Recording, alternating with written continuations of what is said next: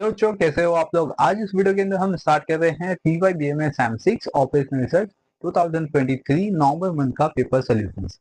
अब तक अपने क्वेश्चन नंबर फोर्थ तक फोर्थ के ए एंड बी पार्ट तक कंप्लीट कर लिया हुआ है। यहाँ तक कि क्वेश्चन नंबर 5 भी हमने कंप्लीट कर लिया है। इसका राइट एंड शॉर्ट नोट है, बेसिकली या उसके बड़े आंसर है। राइट एंड शॉर्ट नोट के लिए मैंने यहाँ पे इंपॉर्टेंस वीडियो पहले से दे दिया है, आप उसको रिफर कर सकते हो। एंड नेक्स्ट टीम की क्वेश्चन नंबर 1 से लेके क्वेश्चन नंबर 4 तक के भी आप वीडियो से रिफर कर सकते हो। सबका लिंक मैं डिस्क्रिप्शन बॉक्स में दे दिया हूँ। और प्लस आप क्वेश्चन पेपर भी इसको डाउनलोड कर सकते हो पीडीएफ फॉर्मेट में, उसका भी लिंक मैं डिस्क्रिप्शन बॉक्स में दिया। तो आज इस वीडियो के अंदर हम स्टार्ट करेंगे क्वेश्चन नंबर 4 का सी एंड डी पार्ट, जो कि 15 मार्क्स के लिए है। इसके अंदर जो सी पार्ट है वो नेटवर्क एनालिसिस पार्ट 2 से है। एंड जो नेक्स्ट पार्ट है क्वेश्चन नंबर डी, वो आपका सिक्वेंसी यानी कि जो जॉब सिक्वेंसी प्रॉब्लम है उसमें से दिया गया क्वेश्चन से। बट इसके अगेंस्ट में जो क्वेश्चन नंबर 4 का ए एंड बी पार्ट था, उसके अंदर जॉब सिक्वेंसी का प्रॉब्लम था और थियरी ऑफ गेम। ठीक है, तो मेरे अकॉर्डिंग इससे अच्छा है, यानी कि question number C and D से बेटर क्या होगा अपने पास question number A and B. ठीक है, जो कि बहुत ही कम टाइम कंज्यूमिंग में आपका सम हो जाएगा और आपको 15 मार्क्स भी मिल जाएंगे। ठीक है, आप वीडियो को और पेपर सोल्यूशन को एकदम कंप्लीटली रिफर कीजिए, ताकि आपका ऑपरेशन सर्च अब तक आपने नहीं इसको स्टार्ट किया है या आपको नहीं समझ में आता है, ठीक है, तो आप उसको रिफर कीजिए एकदम अच्छे तरीके से। गारंटी है कि आपको समझ में आएगा और आप ऑपरेशन सर्च में अच्छा खासा मार्क्स भी स्कोर कर सकते हो। ये जो क्वेश्चन पेपर 2019 से आप 2024 तक का अपडेट ले सकते हो, यानी कि क्वेश्चन पेपर सोल्यूशन आपको मिल जाएगा। लेकिन अब तक मैंने क्वेश्चन पेपर 2023 नवंबर का ही अपलोड करता हूँ। इसके बाद जो वीडियोस होंगे वो 2024 का होगा। ठीक है, तो चलिए अब हम इसमें सम को स्टार्ट करते हैं। इसमें सम जो दिया हुआ है, ठीक है, ये नेटवर्क एनालिसिस पार्ट 2 से है। यहाँ पे आप देख सकते हो, यहाँ पे मैंने कुछ क्वेश्चन लिख दिए हुए हैं ताकि आपको समझ में आ जाए। बहुत सारे बच्चों को नेटवर्क एनालिसिस नहीं समझ में आता है, तो इस पे मैंने चैप्टर्स भी बनाए हैं। और अगर आप पेपर भी सोल्यूशन जो पेपर सोल्यूशन है उसको रिफर करते हो, तो डेफिनेटली आपको नेटवर्क एनालिसिस के हर एक क्वेश्चन समझ में आ जाएंगे। ठीक है, तो लेक्चर्स के जो है यानी कि जो सिलेबस है आपका, उसका भी लिंक मैंने डिस्क्रिप्शन बॉक्स में दे दिया हूँ, आप उसको रिफर कर सकते हो। क्वेश्चन से the time and the cost estimated and the precedence relationships of different activity constituting a project are given below। तो इसमें आपको एक्टिविटीज गिवन है, ठीक है, इसका प्रीसीडिंग एक्टिविटीज गिवन है, टाइम डेज गिवन है, टाइम डेज, और उसके बाद डायरेक्ट कॉस्ट गिवन है इन रुपीज। ओके, जो टाइम डेज है उसमें नॉर्मल टाइम और क्रैश टाइम गिवन है बेसिकली। और डायरेक्ट कॉस्ट के अंदर आपको नॉर्मल कॉस्ट गिवन है और क्रैश कॉस्ट गिवन है। एंड देन इसके बाद आता है आपका इनडायरेक्ट कॉस्ट, ये भी यहाँ पे गिवन है। आपकी जो क्रिटिकल पाथ जो एक्टिविटीज होती है, क्रिटिकल पाथ अगर उससे ज्यादा एक्सीड होगा तो आपका इनडायरेक्ट कॉस्ट कितना इंक्रीज होगा उसको डे वाइज दिया गया है। अगर हम यहाँ से पीछे से देखते हैं टेबल में 6, 7, 8, 9, 10, 11, 12, 13, 14, 15, इसके अकॉर्डिंग गिवन है। आपका जैसे जैसे डेज वर्ड इंक्रीज होता रहेगा वैसे वैसे कॉस्ट क्या होंगे, आपके इनडायरेक्ट जो कॉस्ट है वो भी इंक्रीज होते रहेंगे। ठीक है, तो ये क्वेश्चन में दिया हुआ है। नेक्स्ट इसके अंदर दो क्वेश्चन पूछे गए। फर्स्ट जो क्वेश्चन है उसमें लिखा है कि draw an arrow diagram for the project. First यानी कि आपको नेटवर्क एनालिसिस बनाने बोला हुआ है, diagram of the network analysis, first question. Second question है कि determine the project duration which will return in the minimum minimum total project cost. तो आपका टोटल मिनिमम प्रोजेक्ट कॉस्ट क्या होगा ये आपको बताना है। ठीक है, तो इसमें दो क्वेश्चन दिए गए। तो फर्स्ट हम क्या करेंगे, इसका नेटवर्क डायग्राम बनाएंगे। नेटवर्क डायग्राम इजी है, यहाँ पे आपको एक्टिविटीज गिवन है, प्रीसीडिंग एक्टिविटीज गिवन है, उसके बेसिस पे बनाएंगे। आप यहाँ पे देख सकते हो ये जो एक्टिविटीज है और ये प्रीसीडिंग एक्टिविटीज है, उससे स्टार्ट करेंगे। एक्टिविटीज में देख सकते हो यहाँ पे ए बी सी दिया हुआ है, लेकिन इसका कोई प्रीसीडिंग एक्टिविटीज नहीं दिया हुआ है। दैट इसमें जो तीन एक्टिविटीज है वो एक ही नोड से स्टार्ट होगा। ठीक है, तो यहाँ पे फर्स्ट जो क्वेश्चन है उसमें क्या लिखा हुआ है, ड्रॉ द नेटवर्क डायग्राम। तो इसमें लिखते हैं डायग्राम। ठीक है, फर्स्ट जो क्वेश्चन होगा अपना डायग्राम होगा नेटवर्क एनालिसिस का। तो यहाँ पे हम नोड बनाते हैं 1। इसमें अपने तीन एक्टिविटी स्टार्ट हो रहे हैं कुछ इस मेथड में। ठीक है, इसमें लिखता हूँ 2, 3 और 4। इसको एरो करने भी बोला है तो उसको हम एरो करेंगे, अगर नहीं होता तो भी हम इसको एरो करेंगे। इसमें लिखेंगे एक्टिविटीज ए बी और सी। ठीक है, ए बी सी हो गया। इसमें लिखा है डी ए से स्टार्ट होगा। ठीक है, और ए का और कंडीशन को यहाँ पे, ठीक है, ए से एफ बी स्टार्ट होगा, राइट, और सी से ई स्टार्ट होगा, डी ई बी से अपना जी स्टार्ट होगा। इस तरीके से दिया हुआ है। तो फर्स्ट हम क्या करते हैं यहाँ पे ए से, ठीक है, ए से क्या क्या स्टार्ट हो रहा है, डी और एफ। ये देखते हैं ए से डी और एफ बनाते हैं हम लोग। तो ए यहाँ पे बट यहाँ पे देखो डी से क्या होगा ना अपना, डी से जी भी स्टार्ट होगा। तो यहाँ पे मैं डी ऐसा लेता हूँ, ठीक है, क्योंकि डी ई बी से अपना जी स्टार्ट होगा। तो ये अगर इसको मैंने डी लिया, डी, ठीक है, देखो डी ये हो गया, और बी भी इसके साथ कनेक्ट होगा, तो इसमें बी कनेक्ट करते, डी यहां से, या तो डी बी ऐसा हो गया अपना, और सी से ई स्टार्ट होगा। एक सेकंड, यहाँ पे देखिए, यहाँ पे अपना सी से ई स्टार्ट हो रहा है, उसमें लिखा कि ई के बाद क्या होगा अपना, जी स्टार्ट होगा, फिर बी से भी जी स्टार्ट होगा, डी से भी जी स्टार्ट होगा, राइट। तो हम क्या कहते हैं, थोड़ा सा यहाँ पे डी को एक्सटेंड करते हैं ऐसा, इसको लिखते हैं टू, सो यहाँ पे था थ्री, जिसको लिखते हैं बी। अभी ठीक है, ए से डी स्टार्ट हो गया, और बी और फिर सी चाहिए ना, सी से अपना क्या स्टार्ट होगा, देखो सी से ई स्टार्ट होगा, तो सी से ई को ऐसा कंबाइन करते हैं, तो ये हो गया अपना। बट ए से क्या होगा ना अपना, एफ भी स्टार्ट होगा, तो इसको मैं यहाँ पे लिखता हूँ, यहाँ तक क्या हो गया, 1 2 3 4 हो गया, इसको 5 करता हूँ, इस पे लिखता हूँ मैं एफ, ए से एफ हो गया, राइट। ओके, देख सकते हो ए से एफ स्टार्ट हो गया, और फिर यहाँ पे जी, जी स्टार्ट करते हैं, ये तीनों का जो कॉम्बिनेशन रहेगा उससे जी स्टार्ट करना है, तो जी यहाँ पे लेके जाएंगे और इधर लिखते हैं जी। तो कुछ इस तरीके से आपका नेटवर्क डायग्राम बनेगा। ये थोड़ा नेटवर्क डायग्राम था, इजी था इसलिए, लेकिन इसको हम बोल सकते हैं कॉम्प्लेक्स भी था थोड़ा सा, इसको आपको समझना है, ठीक है, किस मेथड में आपका डायग्राम बनेगा वो देखना है। तो यहाँ पे कोई भी एक्टिविटीज ओपन नहीं होनी चाहिए, हमेशा एक्टिविटीज यहाँ पे क्लोज होनी चाहिए, ठीक है। तो इसमें एफ और जी क्लोज हो चुका है पॉइंट नंबर 5 पे या नोड नंबर 5 पे। ओके, अब हम क्या करेंगे, इसमें क्रिटिकल पाथ निकालेंगे, क्रिटिकल पाथ, क्योंकि नेटवर्क डायग्राम के बाद क्या आता है अपना क्रिटिकल पाथ। क्रिटिकल पाथ कैसे निकालना है ये देखते हैं। तो इसमें क्या क्या है अपने पास, आप इसमें क्या कर सकते हो, अल्फाबेट भी लेके सॉल्व कर सकते हो, या तो नंबर्स को लेके भी सॉल्व कर सकते हो। तो यहाँ पे मैं अल्फाबेट पे आता हूँ, क्योंकि यहाँ पे अपने को अल्फाबेट दिया गया है। तो ए और एफ, पहले तो दो एक्टिविटीज है यहाँ पे, ए और एफ, ठीक है, ये पाथ है अपने पास, ए और एफ, राइट। इसका अभी पहले टाइम दिखता है, अभी इसका टाइम क्या है, तो अपने को टाइम कहाँ से मिलेगा, ये जो टाइम डेज नॉर्मल गिवन है, ठीक है, ये इसका एस्टिमेटेड टाइम होगा। तो उसको मैं यहाँ पे सब्स्टिट्यूट करता हूँ। फर्स्ट ए पे कितना अपने पास 4, तो ए पे 4, बी पे 6, ओके, सी पे 2, और फिर डी पे 5 दिया हुआ है, ये अपना डी है, इसको 5 कर लिया। ई पे 2 है यहाँ पे, तो इसको 2 किया लिया, और एफ पे 7 है, एफ यहाँ पे 7, और जी पे 4, तो यहाँ पे 4, ठीक है। चलो अब क्रिटिकल पाथ निकाल लेते हैं। तो ए एफ, तो इसमें 4 एंड 7 है, तो 4 + 7 11 हो गया, 11, ओके। तो ये डेज दिया गया, तो इसमें डेज में लिखेंगे, सेकेंड देखते हैं अभी। अभी क्या आएगा अपने पास, ए डी जी, ठीक है, ए डी जी, तो ए कितना है 4, फिर डी पे आएंगे तो 5, और जी पे आएंगे 4, ठीक है। तो इसका ऐड करते हैं, तो 9 + 4 13 डेज, ठीक है।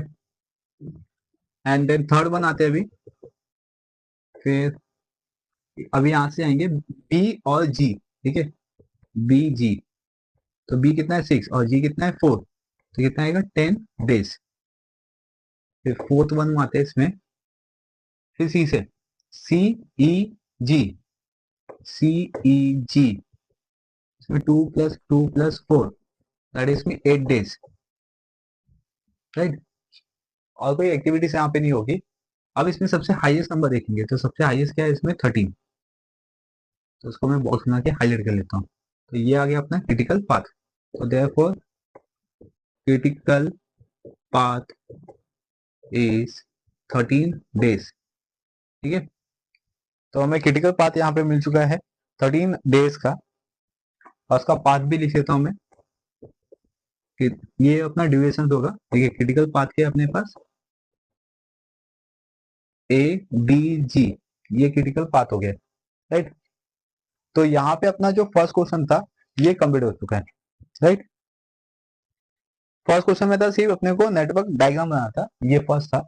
सेकंड ये अपने पास, सेकंड में लिखा हुआ है कि determine the project duration which will return in the minimum total project cost, तो अपने पास ये सेकंड था जिसमें क्रिटिकल पाथ के लिखता हूँ, फिर आपको इधर पे सेम हो जाएगा क्रिटिकल पाथ इसमें मैं लिखता हूँ नॉर्मल प्रोजेक्ट कंप्लीशन, ठीक है, इज 13 days।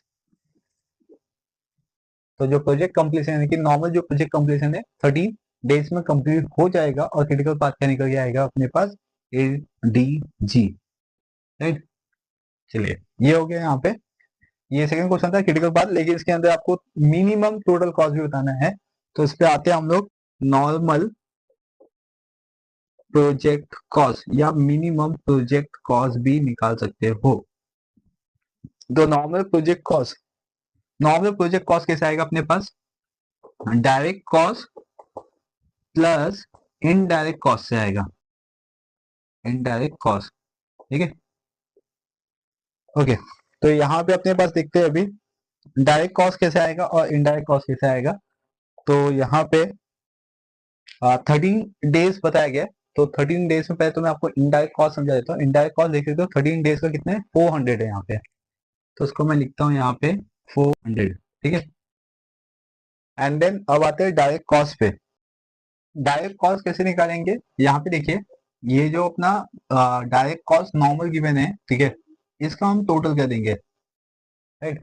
इसका मैं यहाँ पे टोटल निकाल लेता हूँ, जो कि आपको ऐसे सेपरेट करके दिखाना है, ठीक है। चलिए तो मैं यहाँ पे लिख के दिखा देता हूँ इधर पे, ठीक है। इसके पहले वाले ये स्टेप्स आएंगे, डायरेक्ट कॉस्ट आएगा इसके अंदर, how to find the direct cost, तो वो देखेंगे। तो दैट इज मीन जो नॉर्मल कॉस्ट दिया हुआ है आपको उसको सबको ऐड कर लेंगे, तो 60 प्लस 150 प्लस 38 प्लस, ठीक है, फिर 150 प्लस 100 प्लस, ठीक है, फिर 115 प्लस 100, ठीक है। ओके, तो ये सबको ऐड कर लेंगे हम। ओके, तो इसको ऐड कर लेते हैं, तो इसका आंसर आएगा ₹713, ठीक है। तो ये अपने पास आ गया है यहाँ पे डायरेक्ट कॉस्ट। तो आई क्लास की ये जो डायरेक्ट कॉस्ट है, ये समझ गया कि किस तरीके से आपको फाइंड आउट करना है, इसी मेथड में आपको डायरेक्ट कॉस्ट निकालना होता है। तो यहाँ पे अपने पास जो नॉर्मल प्रोजेक्ट कॉस्ट है जिसमें direct cost plus indirect cost है, इनडायरेक्ट कॉस्ट आपको टेबल में गिवन है, डायरेक्ट कॉस्ट ऐसे फाइंड आउट करना है, तो उसमें लिखते हैं 713, इसमें 400 ऐड कर देंगे, तो हमें नॉर्मल प्रोजेक्ट कॉस्ट या minimum project cost find out हो जाएगा। तो इसका आंसर आएगा 111 रुपीज में लिखेंगे, ₹1113, राइट।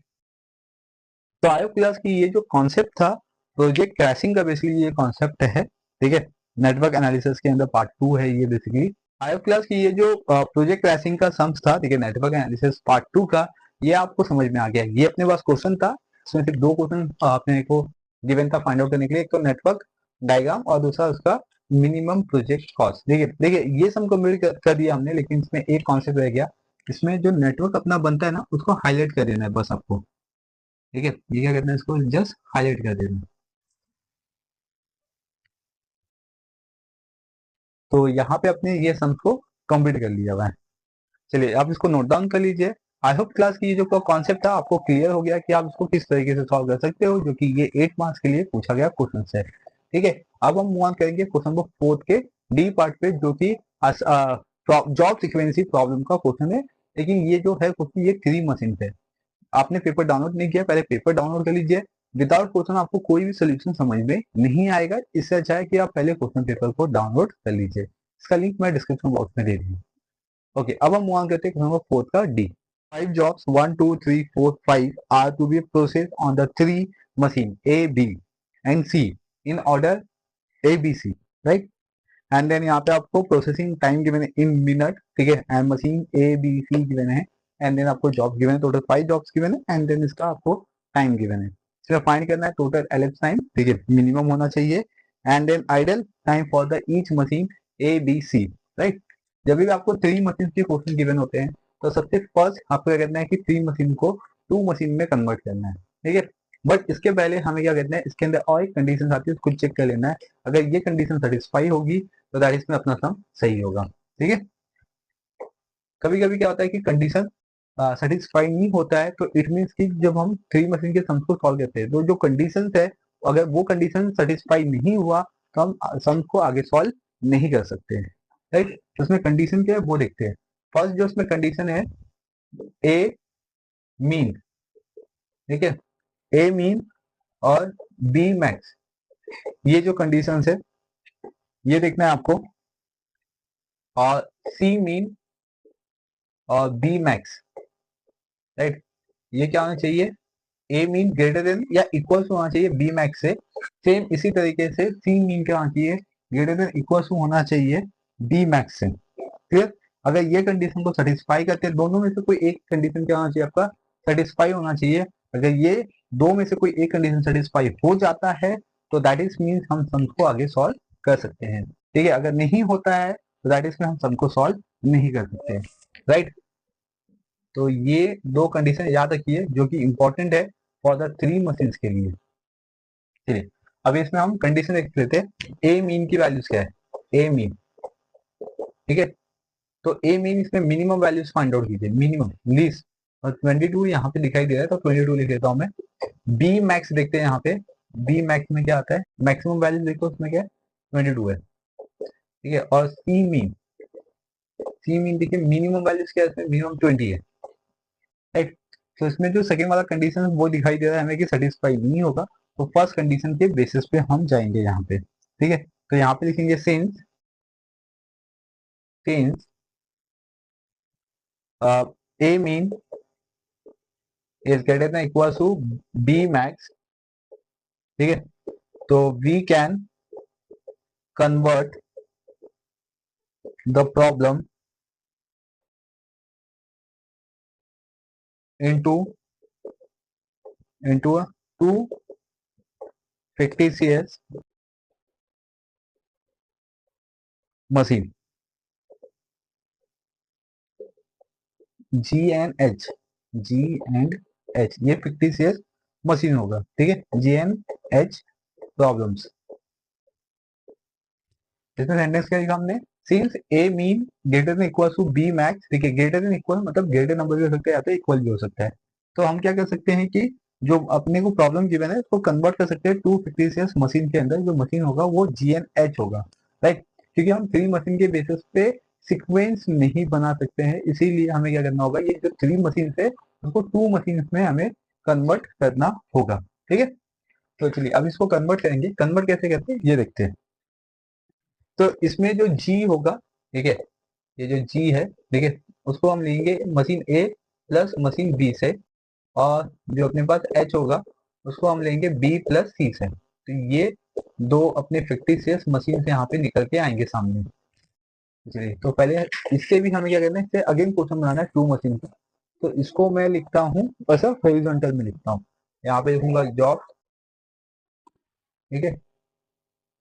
फिर यहाँ पे मशीन जी लिखता हूँ, मशीन जी, फिर मशीन एच, ठीक है।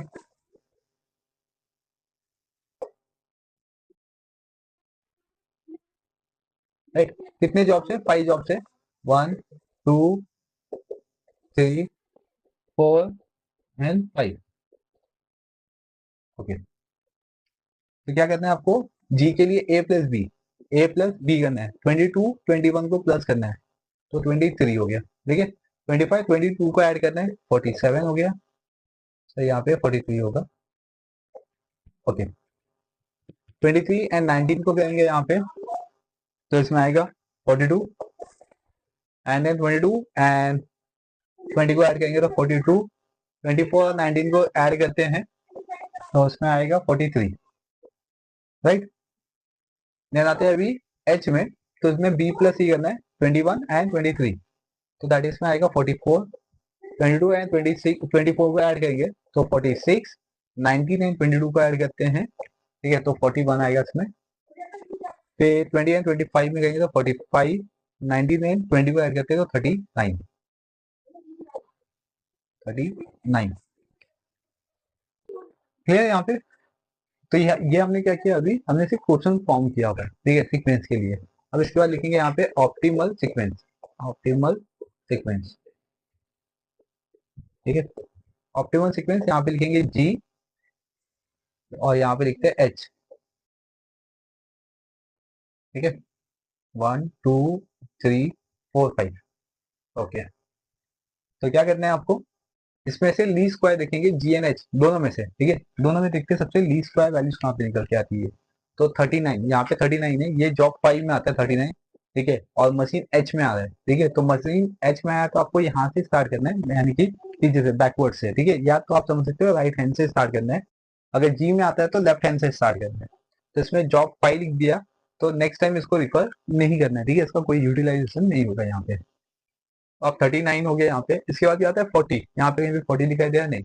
41 यहाँ पे, 41 यहाँ पे आ रहा है, सेम मशीन एच में आ रहा है, जॉब 3 है तो यहाँ पे लिखिए जॉब 3। तो ये जॉब 3 भी हो गया। फिर 41 के बाद आएगा अपना 42।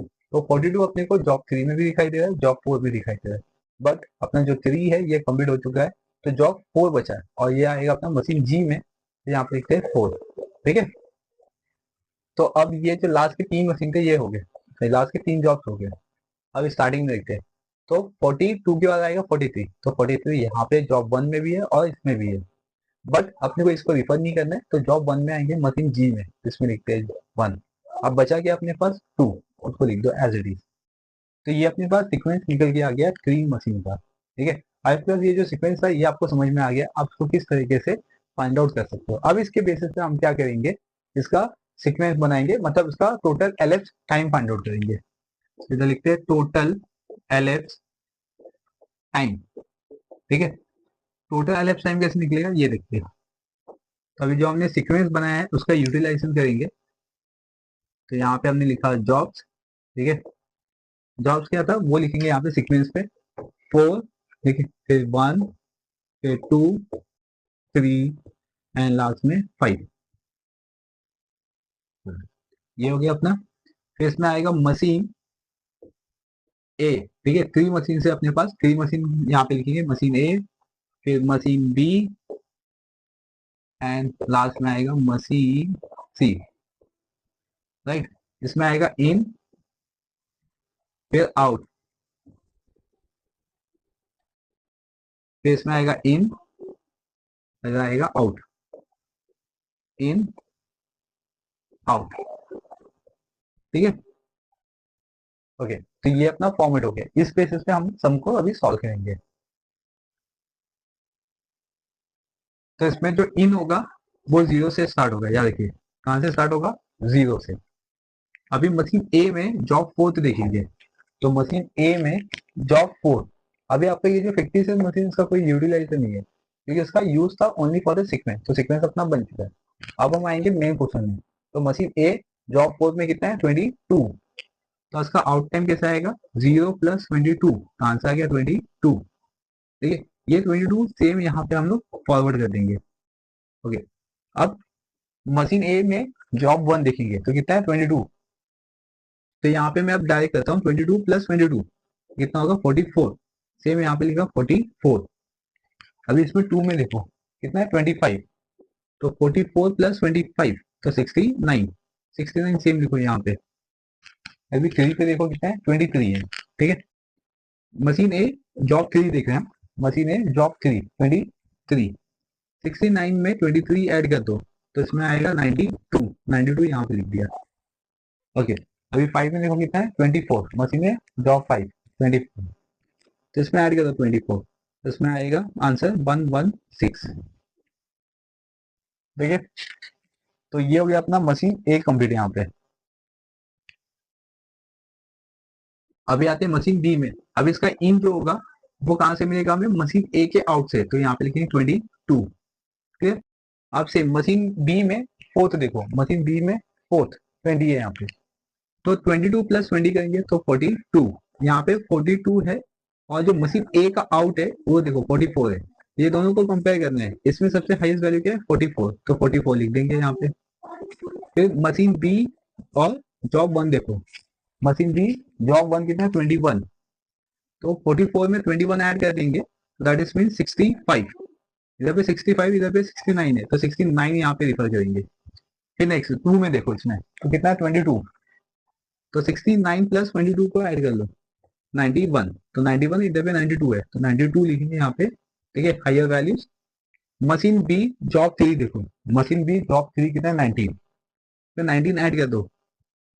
अगर इसमें 19 ऐड करते हैं तो कितना आएगा 111, ठीक है 111 और 116 है तो इसमें 116 लिखेंगे। फिर मशीन बी और जॉब 5, मशीन बी जॉब 5 में कितना है 19, तो इसमें 19 ऐड कर दो तो इसमें आएगा 25 35 35, ठीक है। चलो तो ये हो गया यहाँ पे। अब सेम मशीन सी में आएगा, इसमें इन देखते हैं, इसका इन कहां से आएगा हमें मशीन बी के आउट से, तो 42 यहाँ पे लिखेंगे हम, राइट। अभी सेम मशीन सी जॉब 4, मशीन सी जॉब 4 25 है यहाँ पे, तो इसमें 25 ऐड कर दो तो कितना आएगा 67, 67 सेम यहाँ पे लिखेंगे क्योंकि यहाँ पे 67 है, यहाँ पे 65, तो बिगर क्या है 67 है। तो मशीन सी में 1 देखो, मशीन सी में 1 क्या है 23, तो इसमें 23 ऐड कर दो तो कितना आएगा 90, इधर पे 90 इधर पे 91 है, ठीक है, तो 91 लिखेंगे। तो अभी यहाँ पे 2, मशीन सी में 2 देखो, मशीन सी का 2 24 है, तो 24 ऐड कर दो तो इसमें 115 आ गया, इधर पे 115 है इधर पे 111 है, तो 115 लिखेंगे बिगर नंबर।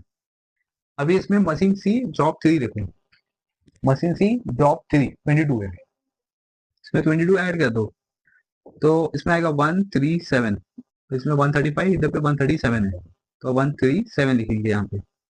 मशीन सी जॉब 5, मशीन सी जॉब 5 कितने 20, इसमें आएगा 157, ठीक है।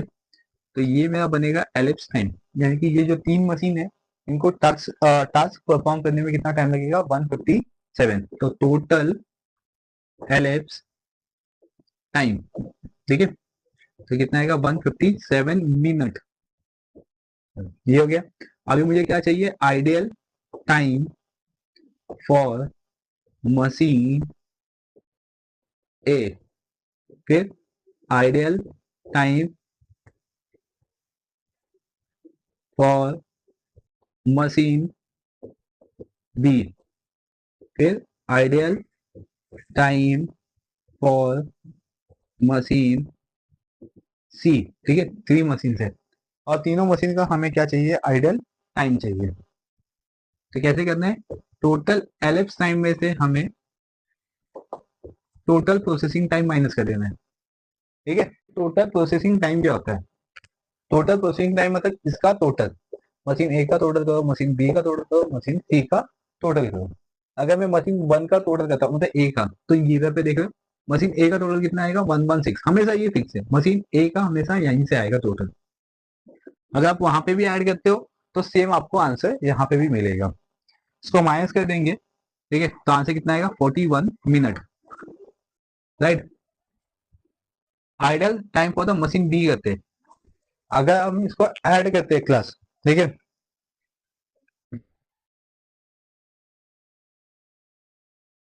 इसको ऐड करते हैं तो इसका जो टोटल आएगा क्लास वो होगा अपना 150, नहीं सॉरी 101, 101, तो 101 इससे माइनस कर देंगे तो आंसर आएगा 56 मिनट, ठीक है। फिर नेक्स्ट सी का ऐड करते हैं यहाँ पे, तो सी को ऐड करेंगे, देखो यहाँ पे 1 2 3 4 5 मतलब 100 हो गया, 100 ये हो गया 110 114, ओके 114 इसे माइनस कर देंगे तो इसमें आएगा 43 मतलब 43 मिनट, 43 मिनट, राइट। तो ये आ गया अपना total left time, total ideal time for the machine A B C, ठीक है। आई होप क्लास की ये जो 3 मशीन के सम्स थे ये आपको समझ में आ गया, ठीक है। इससे पहले हमने क्वेश्चन नंबर 4 के ए पार्ट पे किया था हमने 2 मशीन का, राइट। तो 2 मशीन भी आप रिफर कर सकते हो और 3 मशीन भी आप रिफर कर सकते हो, दोनों सेम मेथड में करना है सॉल्व, ठीक है। सिर्फ इसके अंदर जो 3 मशीन है उसमें आपको ये कंडीशन को सेटिस्फाई करना कंपलसरी है, एंड देन ये जब ये कंडीशन सेटिस्फाई हो जाता है इसके बाद आप 256 मशीन में इसको कन्वर्ट करोगे, एंड देन जो हमने सेकंड 2 मशीन के अंदर जो सम्स किए थे जिस मेथड में किए थे जिस स्टेप्स में किए थे सेम स्टेप्स हमने यहाँ पे भी फॉलो किए हैं, राइट। तो इस मेथड में आपको ये सम्स को कंप्लीट करना है, तो आई होप क्लास के जितने भी क्वेश्चन नंबर 1 से लेके क्वेश्चन नंबर 4 तक जितने भी क्वेश्चन थे ये आपको समझ में आ गए। क्वेश्चन पेपर 2023 नवंबर मंथ का जो पेपर है इसका ये कम्प्लीटली सोल्यूशन हो चुका है। नेक्स्ट लेक्चर से नेक्स्ट वीडियो से हम क्वेश्चन पेपर 2024 का अप्रैल मंथ का जो पेपर है उसका सोल्यूशन देखेंगे। इसका ऑब्जेक्टिव मैंने पहले से ही अपलोड कर दिए हैं, आप इस ऑब्जेक्टिव को रेफर कर लीजिए। पेपर 2024 का जो पेपर है आप इसको भी डाउनलोड कर सकते हो, इसका भी लिंक मैं डिस्क्रिप्शन बॉक्स में दे दिया हूँ। चलिए अब हम मिलते हैं नेक्स्ट लेक्चर में, तब तक के लिए बने रहिए चैनल पे, चैनल को सब्सक्राइब कर लीजिए, बेल आइकन प्रेस कर लीजिए ताकि आपको इसी तरीके से अपडेट मिलते रहे। Thank you for watching.